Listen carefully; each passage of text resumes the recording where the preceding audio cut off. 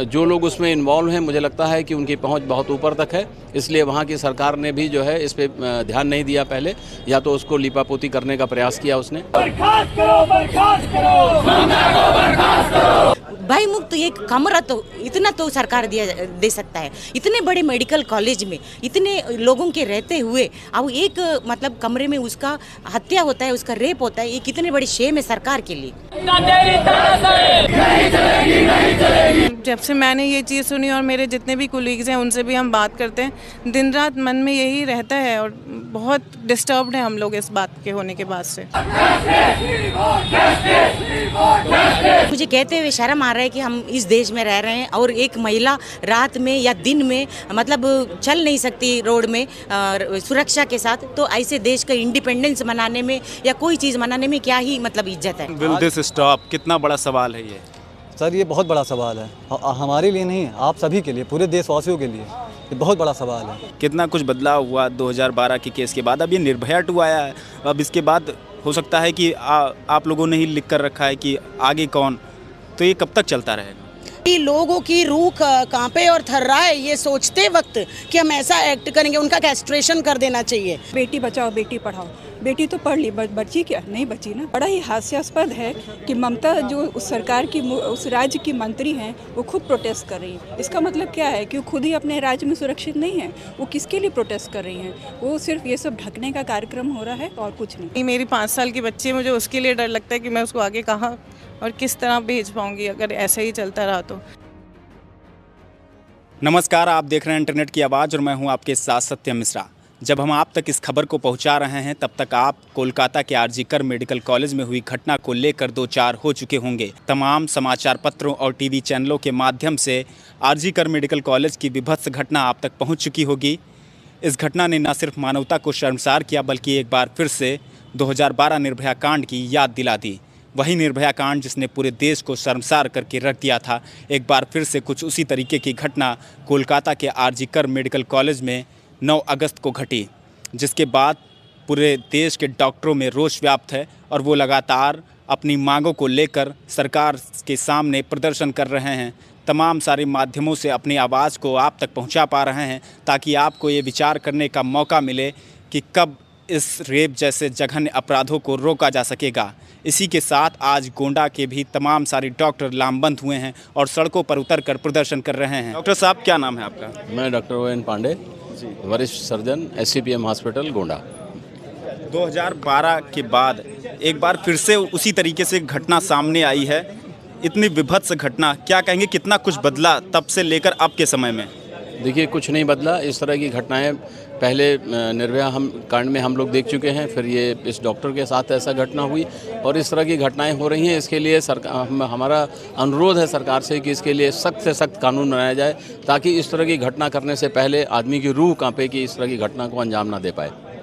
कुछ भी घटना मेडिकल कॉलेज में हुई जो कि बहुत ही व्यस्तम मेडिकल कॉलेज है और वहाँ पे अगर इस तरह से किसी डॉक्टर के साथ दुर्घटना या घटना होती है तो वो कतई निश्चित तौर पे प्रशासन का फेल्योर है और मैं चाहूँगा कि इस पर सख्त से सख्त कार्रवाई हो। और जिस तरीके से पूरी घटना को प्रथम दृष्टया आत्महत्या करार देने की कोशिश की गई, उसको लेकर के कि मतलब क्या कुछ कहेंगे, क्या व्यवस्थाएँ थी वहाँ की, पुलिस प्रशासन की रवैया क्या था?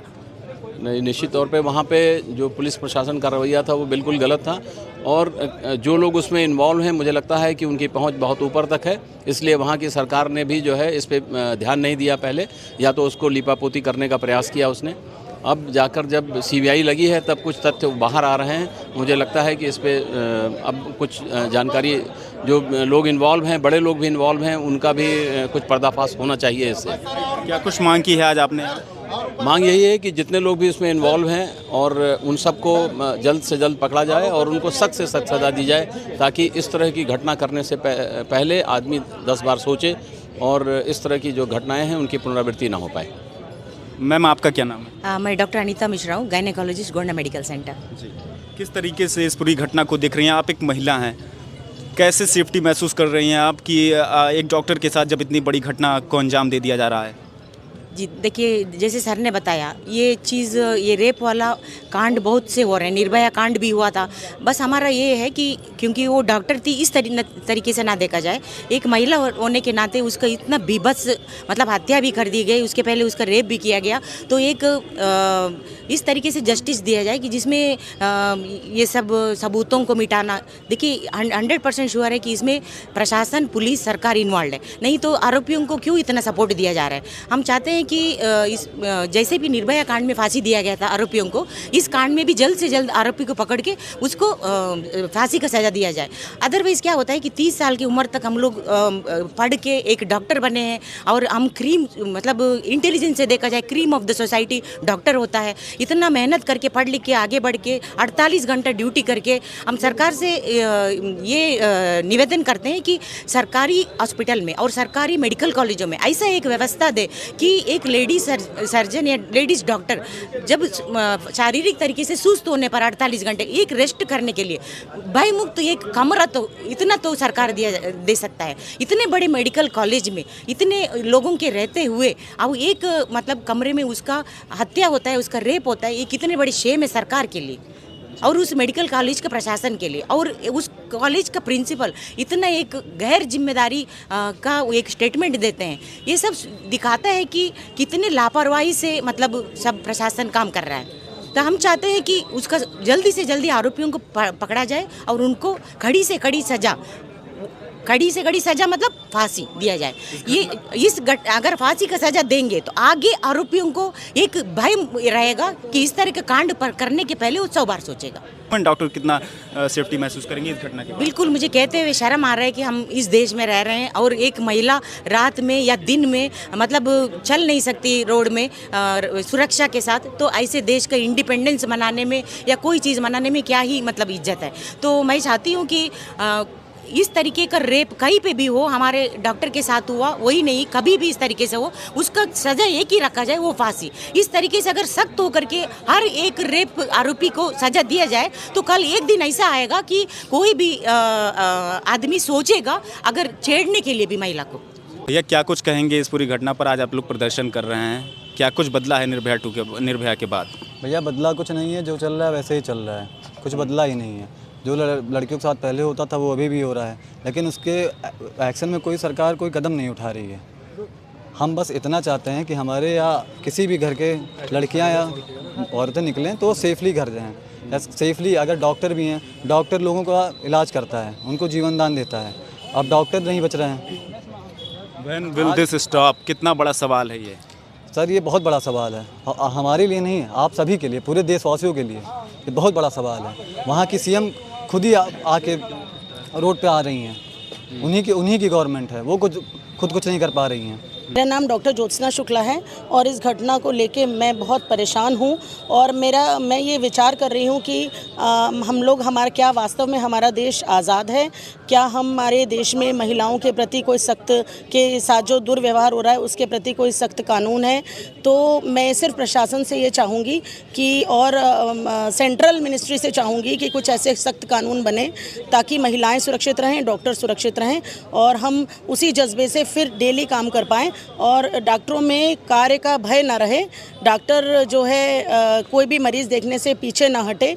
जैसे कि आज हमको ओपीडी स्थगित करनी पड़ रही है तो इस चीज़ का हमको कोई गर्व नहीं है, हमको अफसोस है कि हमारे पास जो मरीज़ आज आ रहे हैं, जो परेशान लोग आ रहे हैं वो वापस जाएंगे। तो वापस जा रहे हैं उसका हमें खेद है और दुख है, लेकिन हम ये चाहते हैं कि कम से कम समाज ये जाने कि अपना जो है डॉक्टरों की भी कोई पोजीशन है समाज में और एक दिन कार्य स्थगित रहने से कितना लोगों को परेशानी हो सकती है, उसका अगर सरकार ये देखे और हमको आश्वासन दे कि सब सही होगा तो हम जल्दी से जल्दी अगर हमारी मांगों को पूरा करें तो हम इसको समाप्त करेंगे प्रोटेस्ट को।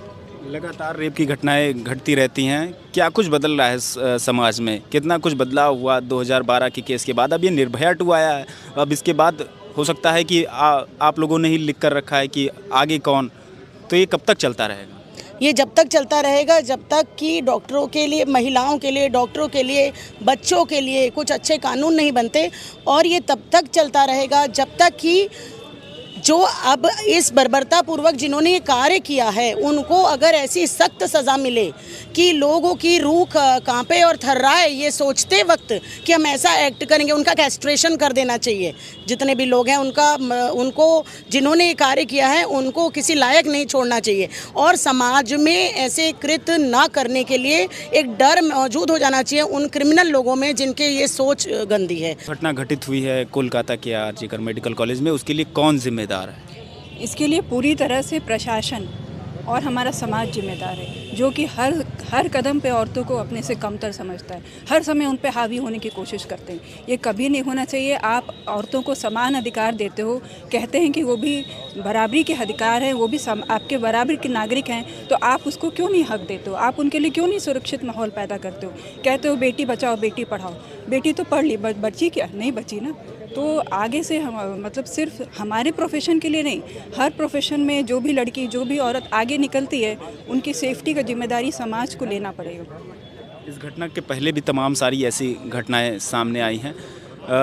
महिलाएं कितना कुछ सेफ्टी महसूस कर रही हैं, वुमेन डॉक्टर कितना सेफ्टी महसूस कर रही हैं ऐसी घटनाएं के होने के बाद? देखिए, ऐसी घटनाएं आज से नहीं, महाभारत काल से चली आ रही है। द्रौपदी जी का भरे सभा में चीरहरण हुआ था, उसके बाद उनके गुनाहगारों को कैसी सज़ा मिली ये श्री कृष्ण जी ने सिखाया। आज उसी श्री कृष्ण की ज़रूरत है जो ऐसे गुनाहगारों को बेपर्दा करें, समाज के सामने नंगा करें, और ताकि आगे आने वाले पीढ़ियाँ भी सोचें कि ऐसा कृत्य करने के बाद हमें कैसी सज़ा मिल सकती है, उनके मन में भी भय हो। छोटे बच्चों को ही आज शुरू से ही संस्कार सिखाना चाहिए कि किस तरह से वो चरित्रवान बने, किस तरह से वो अपने बहनों को अपने कलीग्स के साथ वो लोग सम्मान के साथ पेश आए। करीब 7,000 से ज़्यादा लोग 14 और 15 अगस्त की दरमियानी रात को उस घटना स्थल पर पहुंच जाते हैं, तोड़फोड़ करते हैं, जिसके बाद ममता सरकार के रवैये को क्या कुछ कहेंगे आप? पुलिस प्रशासन की व्यवस्था वहाँ कैसी थी जब इतना बड़ा प्रोटेस्ट हो रहा था? देखिए, ये बड़ा ही हास्यास्पद है कि ममता जो उस सरकार की उस राज्य की मंत्री हैं वो खुद प्रोटेस्ट कर रही हैं। इसका मतलब क्या है कि वो खुद ही अपने राज्य में सुरक्षित नहीं है। वो किसके लिए प्रोटेस्ट कर रही हैं? वो सिर्फ ये सब ढकने का कार्यक्रम हो रहा है और कुछ नहीं। उन अपनी गलतियों को छिपा रही हैं, जो उन्होंने किया, जो उन्होंने 5 दिन तक सारी चीज़ों को दबा के रखा, बस उसी को कवर अप करने की कोशिश कर रही हैं और कुछ नहीं। मैं डॉक्टर गुंजन भटनागर हूँ और मैं यहाँ जीवनदीप हॉस्पिटल में गायनेकोलॉजिस्ट हूँ। ये जो भी इंसिडेंट्स हुआ है एकदम दिल दहलाने वाली बात है। मुझे याद है हम लोग ने इतना लंबा साल मतलब 15 साल की पढ़ाई की हुई है। उसके बाद जब हम अपने रेजिडेंस में काम करते होते थे तब भी यही स्थिति थी कि मैंने मौलाना आज़ाद मतलब इंडिया का टॉप मोस्ट इंस्टीट्यूट है वहाँ से अपनी एमडी किया, लेकिन हम लोग के साथ भी ऐसे कि हम 36 आवर्स तक लगातार ड्यूटी किया करते थे। उसके बाद जो रेजिडेंट्स के लिए ड्यूटी रूम्स होते थे उनकी स्थिति काफ़ी ख़राब होती थी। केवल 1 या 2 बेड पड़े रहते थे जिस पे गद्दे भी नहीं होते थे, वहीं चूहे कूदते होते थे एंड कोई अंदर से डोर लॉकिंग सिस्टम नहीं होता था, कोई भी अंदर घुस सकता था। तो ये चीज़ हम तब से फेस करते आ रहे हैं, लेकिन अभी जो चीज़ हुई वो तो इतना दिल दहलाने वाली बात है कि मुझे लगता है कि वो डॉक्टर से आगे बढ़ के हर फीमेल के लिए एक प्रॉब्लम बन गई। मुझे मेरी 5 साल की बच्ची, मुझे उसके लिए डर लगता है कि मैं उसको आगे कहाँ और किस तरह भेज पाऊँगी अगर ऐसा ही चलता रहा तो इसीलिए हमारी गवर्नमेंट से रिक्वेस्ट है कि कुछ भी जो भी अच्छे से अच्छे कदम उठाए जाएं फीमेल्स की प्रोटेक्शन के लिए, किसी भी वर्क फील्ड में, चाहे वो डॉक्टर्स हो चाहे वो इंजीनियर्स हो, हर किसी के लिए, स्पेशली जब वो अकेले रात में ड्यूटी कर रहे हैं तो उनके लिए अच्छा प्रोटेक्शन अवेलेबल हो। एंड जो भी इसके पीछे जिन्होंने ये किया है उनको कड़ी से कड़ी सज़ा मिले, ताकि जो आगे कोई ये चीज़ करने से पहले 10 बार सोचे। कोलकाता जैसी घटना घटने के बाद क्या वुमेन डॉक्टर अपने आप को सेफ महसूस कर पा रही हैं? जब से मैंने ये चीज़ सुनी और मेरे जितने भी कोलीग्स हैं उनसे भी हम बात करते हैं, दिन रात मन में यही रहता है और बहुत डिस्टर्ब्ड है हम लोग इस बात के होने के बाद से। क्या कुछ मांग आप लोग की है गवर्नमेंट से? यही कि हमें जो भी फीमेल्स नाइट ड्यूटी पे जाते हैं, जो डॉक्टर्स लंबे समय तक ड्यूटी करते हैं, उनको अच्छा प्रोटेक्शन मिले, कम से कम ड्यूटी रूम्स अच्छे सुविधा वाले हों। एंड मैं तो बोलूँगी कि क्यों 36 आवर्स की ड्यूटी बंद ही कर देनी चाहिए, सबको proper rest. Normal human beings हैं हम लोग भी, मुझे लगता है 12 घंटे से ज़्यादा काम करने में किसी की भी वर्क एफिशिएंसी कम होती है, तो ड्यूटी टाइमिंग्स का भी ध्यान देना चाहिए। जो शुरुआती रवैया दिखा वहाँ की सरकार का, जिस तरीके से वो तो बहुत ही ख़राब, वो तो मतलब वो ही मुझे लगता है मतलब 5 दिन बाद वहाँ की सीएम सड़क पे आए हैं, 5 दिन तक कोई रिएक्शन कुछ भी ऐसा वहाँ से स्टेटमेंट तक नहीं आया, तो वो तो बहुत ही शर्मसार स्थिति है। अपने ही राज्य में सड़क पर उतरने की सिचुएशन को कैसे देखते हैं आप? मुझे तो ये बस एक पॉलिटिकल शो लगता है कि अब कवर अप करने के लिए फाइनली उनको रोड पे आना पड़ा। उससे पहले अगर जो कुछ करना था सारे एविडेंसेस मिटाने के बाद, सारा हंगामा होने के बाद, सब एविडेंस तो अब ख़त्म हो ही चुके हैं, तो अब आगे क्या हो पाएगा मुझे होप कम ही है। देखिए, ये जो घटना है ये बहुत ही निंदनीय है कि इस प्रकार की घटनाएं, वो भी डॉक्टरों के साथ, मतलब आप एक ये सोच सकते हैं कि आज ये बंगाल में हुआ है और ये भारत के, मतलब बंगाल में होकर ये चीज़ पता लगी है, और आप सोच सकते हैं कि ये चीज़ कहाँ कहाँ हो रही है और जिसकी जानकारी मीडिया के थ्रू नहीं भी पहुँच पा रही है, और ये घटनाएं पहले के मुताबिक काफ़ी बढ़ती गई हैं। मतलब कि आज अगर डॉक्टर्स नहीं सुरक्षित हैं तो फिर हम किस हिसाब से और जगह के लोगों की मांग ये कर सकते हैं। तो सबसे बड़ी चीज़ ये है कि एक तो डॉक्टर्स की सुरक्षा, और डॉक्टर्स ही नहीं, इस अस्पताल में कर्मचारी जितने भी हैं, चाहे वो बड़ा अधिकारी हो चाहे वो छोटा कर्मचारी हो, एक अस्पताल किसी एक डॉक्टर से नहीं चलता है। ये अस्पताल कई सारे कर्मचारियों से चलता है, वो चाहे वो छोटे लेवल का कर्मचारी हो चाहे वो बड़े लेवल का कर्मचारी हो, सबके अपने अपने योगदान होते हैं, सबसे अपने अपने योगदान से ये अस्पताल चलता है। और इसमें जो ड्यूटी होती है वो डॉक्टर्स की 24 घंटे भी लगती है, 36 घंटे भी लगती है, कभी कभी 2-2, 3-3 दिन लगी रहती है। तो ऐसे में हम भी एक इंसान हैं, और अगर हम लोग एक प्रॉपर काम करने के लिए भी हम लोग को रेस्ट चाहिए। अगर हम लोग इस चीज़ पे ध्यान नहीं देंगे कि हम लोग की सिक्योरिटी हो, हम लोग का एक हॉल हो जिसमें हम लोग रेस्ट कर सकें, तो भाई जब आराम करेंगे तभी तो अगली सेवाएं हम लोग दे पाएंगे। और आपको भी पता है कि 1-2 मरीज़ तो आता नहीं अस्पतालों में मरीज़ की संख्या आपको भी पता है कितनी है, डॉक्टर्स कितने हैं ये भी आपको पता है। तो अगर हम लोग अपनी खुद की सुरक्षा पर ध्यान नहीं देंगे तो कल को हम किसकी सेवा दे पाएंगे। आज बंगाल में हुआ है, कल को यूपी में होगा, कल को मध्य प्रदेश में हो रहा, और इवन हो ही रहा होगा। ये तो मीडिया के जरिए से चीज़ें इतनी हाईलाइट हुई हैं, इतना लोगों ने इसका विरोध किया है, तब जाके आज हम लोग इस जगह पे पहुंचे हैं, जो आज हम लोग हर एक डॉक्टर्स, हर एक नर्सिंग स्टाफ, हर एक फार्मासिस्ट, हर एक जितने भी ग्रुप्स हैं, ये सब इस चीज़ को जागरूक हुए हैं कि हम लोग को आज के दिन सभी सेवाएं, आपातकालीन सेवा को छोड़ के सभी सेवाओं पे हम लोग बंद कर रहा है। और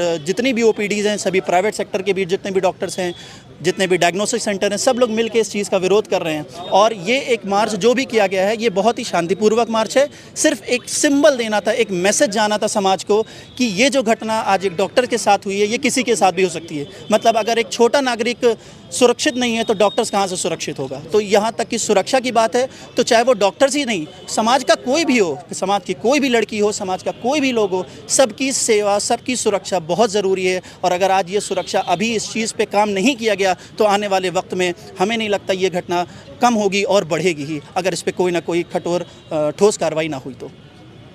कैसे इन घटनाओं पर रोक लगाया जा सकता है? क्या नाम है आपका, आप क्या सोचते हैं? मैं डॉक्टर विवेक गौतम हूँ, यहाँ पे AR पोस्टेड हूँ मेडिकल कॉलेज गोंडा में। इसको हमारी डिमांड है कि इसमें सेंट्रल मेडिकल प्रोटेक्शन एक्ट इसमें बनाया जाए, जो कि हमारी इससे पहले भी कई सारी घटनाएं हुई, हमारी डिमांड की गई हैं, लेकिन गवर्नमेंट ने इस पर कोई कार्रवाई नहीं, एक्शन नहीं लिया इस पर। लेकिन आए दिन तो ये घटनाएं होती रहती हैं। अभी उत्तराखंड में जैसा कि परसों की बात है, वहाँ पे एक नर्सिंग स्टाफ को रेप करके उसको मर्डर कर दिया गया है। तो आए दिन ये घटनाएं होती रही, लेकिन गवर्नमेंट कहीं किसी भी स्टेट की हो उतना एक्टिव नहीं हो पा रही इस पर। आए दिन हम अब इमरजेंसी में ड्यूटी करते हैं, वहाँ पे हमें भय के साए में ये ड्यूटी करते रहते हैं। कोई भी आए दिन इमरजेंसी में लड़ाई हो जाती है, कोई भी आता है हमें गालियाँ दे के चला जाता है, हमारे इतनी कोई फैसिलिटी है नहीं। फिर हमारी गवर्नमेंट से ये डिमांड है कि एक अलग इसके लिए एक्ट बनाया जाए और सडन इसमें विदिन 6 आवर्स इसमें कार्रवाई की जाए हमसे। सर क्या नाम है आपका? मेरा नाम डॉक्टर राकेश तिवारी है, मैं यहाँ रेसिडेंट डॉक्टर हूँ मेडिकल कॉलेज में जी। और हमारी डिमांड यही है कि जिस तरह से लड़की के साथ बर्बरतापूर्वक उसका रेप करके हत्या की गई, उस पर अतिशीघ्र कार्रवाई हो। और हम चाहते हैं कि CBI कार्रवाई जो डिले की जा रही है या लोगों के द्वारा वहाँ पे काम करने से रोका जा रहा है, उस पर सरकार नियंत्रण लाए और पुलिस प्रोटेक्शन दी जाए। जो वहाँ मेडिकल कॉलेज के बच्चे हैं वो बहुत भय के साए में जी रहे हैं, उनके ऊपर जिस तरह से हमला किया गया वो दर्शाता है कि वहाँ पे क्या माहौल है। और हम गवर्नमेंट से यही मांग करते हैं कि एक डॉक्टरों के लिए मेडिकल प्रोटेक्शन एक्ट बनाया जाए, और जो उसको बहुत दिनों से 2019 से लंबित है उसको अतिशीघ्र लागू किया जाए। और सेफ्टी इंश्योरेंस हर हॉस्पिटल में होनी चाहिए। हर हॉस्पिटल में एक डॉक्टर रूम होना चाहिए जिसमें लैट्रिन बाथरूम अटैच होना चाहिए। स्पेशली गर्ल्स को इन सब दिक्कतों से रोज़ 2-4 होना पड़ता है। तो हमारी यही सरकार से मांग है कि सुरक्षा मुहैया कराई जाए, और जो समाज में माहौल है, एक जो डॉक्टर भय के साए में जीते हैं वो ख़त्म करना है। वरना वर्क प्लेस पे जिस तरह का माहौल ऐसे रहेगा तो डॉक्टर के लिए काम करना बहुत मुश्किल होगा जी। 14 और 15 अगस्त के बीच दरमियानी रात को जो कुछ वहाँ घटित हुआ, 7,000 से लोगों की भीड़ वहाँ पहुँचती है और उसके बाद तोड़फोड़ की जाती है। पुलिस प्रशासन उस पूरे वाक़या को रोकने के लिए पूरी तरीके से नाकाम साबित होता है। क्या कहेंगे, किसकी चूक है ये? वो एक लाइन ऑर्डर फेलियर है, जो वहाँ की गवर्नमेंट को इसकी रिस्पॉन्सिबिलिटी लेनी चाहिए। जो वहाँ लोकल के कमिश्नर हैं उनको इस बारे में उनसे मांग की जाती है कि उनको हटाया जाए। एक इतने 7,000 लोगों की मॉब एक साथ इकट्ठा होकर एक मेडिकल कॉलेज पे हमला कर देती है और गवर्नमेंट को पता ही नहीं चलता, वहाँ का जो प्रशासन शासन है वो कहाँ सो रहा था। तो ये तो बहुत बड़ी चिंता का सब विषय है और इसके बारे में सरकार को सोचना चाहिए। अगर एक ऐसे प्रेस्टिजियस कॉलेज में बच्चे कि उनके ऊपर एक मॉब हमला कर देती है तो वहाँ की सुरक्षा की स्थिति क्या होगी ये हम समझ सकते हैं। और यहाँ की सब जनता भी देश की देख रही है और जानती है और समझती है कि जिस तरह से वहाँ पे लीपापोती की जा रही है मामले में, वो कतई बर्दाश्त नहीं किया जाएगा और पूरी मेडिकल फ्रेटर्निटी एक सब में खड़े होकर इसका विरोध करती है। जी, आप यहाँ डॉक्टर के रूप में तैनात हैं मेडिकल कॉलेज में, तमाम सारी महिला डॉक्टर भी होंगी, क्या इस घटना के बाद वो भी अनसेफ महसूस कर रही हैं? बिल्कुल अनसेफ महसूस कर रही हैं। डॉक्टर की बात नहीं है, हॉस्पिटल में नर्स हैं, हमारे फार्मासिस्ट वाले बच्चे हैं, सब हैं। सबको एक सेफ़ एनवायरनमेंट चाहिए होता है और पेशेंट, डॉक्टर पेशेंट की बात नहीं, पेशेंट भी वहाँ आते हैं, उनको भी एक सेफ़ एनवायरनमेंट मिलना चाहिए। अगर डॉक्टर के साथ ऐसा हो सकता है, जो उसका परिसर है जिसमें वो रोज़ रहते हैं, तो वहाँ के जो है पेशेंट आते हैं कल को उनके साथ भी हो सकता है। तो इसके बारे में सरकार को सोचना चाहिए। बात करने के लिए धन्यवाद। भारत के कोलकाता में 9 अगस्त की रात को जो कुछ भी घटित हुआ उसने पूरे देश को एक बार फिर से शर्मसार कर दिया है, जिसको लेकर के उस पूरी घटना को निर्भया 2 कांड करार दिया जा रहा है। 2012 के बाद करीब 12 साल बाद ऐसी घटना घटित हुई है जिसने एक बार फिर से पूरे देश को हिला कर रख दिया है।